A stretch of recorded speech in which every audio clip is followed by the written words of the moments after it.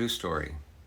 When I was 16 years old, I ran away from Kentucky. I left my ex-wife and her kids and my mother and my whole family, and I started hitchhiking to Chicago with a complete stranger I had just met the night before. His name was Larry.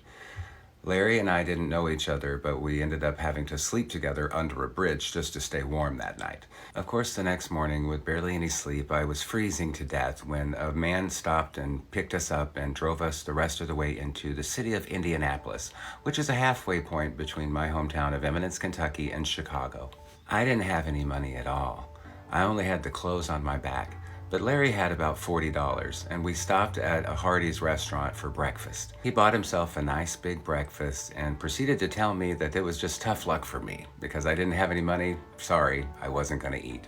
Unbeknownst to me, there was a young 19-year-old man who was sitting at a table not far from me, and he was watching me as I was apparently salivating over my friend's breakfast. And he started to take pity on me, and he could tell that I was hungry. And he came over to me and he started talking to me. He asked me, he was like, "Oh, are you a break dancer?" And I said, "No, I'm not a break dancer. I just have parachute pants." And he offered to buy me breakfast. And it was so kind of him to do that. And I didn't want to accept. I said, "No, I don't want to take your money." And he said, "No, I insist. I want to get you a breakfast. You're hungry. I know you are."